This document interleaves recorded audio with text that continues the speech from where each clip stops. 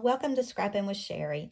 I wanted to show you a really quick technique. It is not my original technique. Another advisor showed this a while back and I had taught it to my customers, but in going through some of my older things lately, I ran across this again and wanted to teach it again. Now, all you'll need for this is your border maker system with a cartridge, and you can use it with different cartridges. I decided to do this, I have to look at the name, the Mosaic Diamond, that has been part of the incentives for Creative Memories lately. With a $90 order, you were able to get this for free. So I'm going to use that punch. And I'm using a thinner piece of the Creative Memories paper. This is actually an older piece that came in one of our paper buffets. But you fold your paper in half diagonally.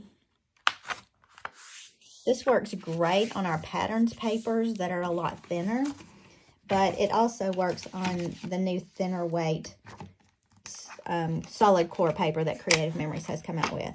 So I've put it into my border maker system. Let me just feed that through again. I'm putting a straight edge into the border system. And fold that tray back. And then I do just like I would do for any other punch. I just start at the top and I punch. And I'm going straight down it. Now, because you've got a double thickness, you need to be careful for any little pieces that might jag and catch your border housing, your cartridge housing. And I went all the way to the edge on that. Now, I'm going to take this out. Let's just look at it so you can see what it looks like. Right now, I've got one side done. Now, I just want to warn you, if you're an exacty person, you're going to have to do some math and figure all this stuff out. I am not that kind of person. So for me, I'm going to put my other straight edge back in. Now, my fold is still right here. I'm not cutting off my fold. And I'm going to start at the top right here. And I'm going to go straight down again. Now, what you're going to find is that messes up your corner. And that doesn't necessarily bother me because I'm always looking for an opportunity to embellish. But when I take this out, let me lay it against a solid white background. You've got a really nice border going on around your page. Now, again, you're going to have to embellish here, or you could cut this off right here. Probably make some kind of interesting design with that. But you could go back with a solid piece of paper. Now, this one is folded, and I'll show you why in just a second. But you could go back with a solid paper and cover up most of your fold. By the time you get pictures on this page, that fold is not going to be real noticeable. Now, this works with lots of border cartridges, but it also works with some of the border punches as well. Now, I was playing around with the new music note punch, and when I got to the corners on it, it actually cut off of my page. For some of you, this would bother you to no end because the staff and the music notes are backwards here. That doesn't particularly bother me. But in some places, they are right. In some places, they are backwards. Now, I think you could probably cut it off and flip it, but I'm not going to. For the page I'm going to do, that doesn't bother me. So this was with a border punch instead of using the border maker system. So there are lots of ways that you could play with this idea. Let me use one of our border maker cartridges that comes off of the paper and show you what that might look like.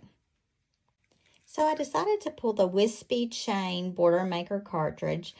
I don't really know what I'm going to do with what I'm about to design, but I do know in my world that pink is always a good option, and this looks girly to me. So I decided I would do this Wispy Chain.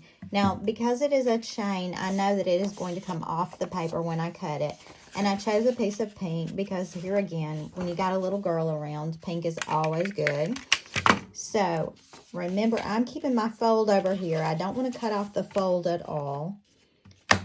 And I am just going to use this as normal.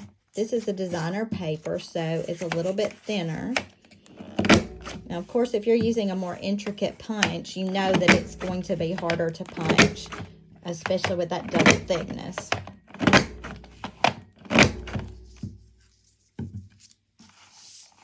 I've got one side done, but then I'm going to go back and turn it to do the other long side.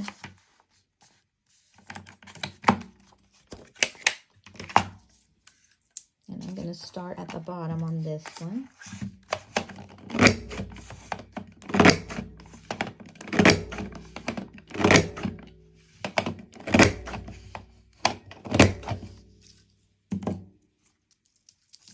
Get all the garbage off, and then we'll unfold it and see what it looks like.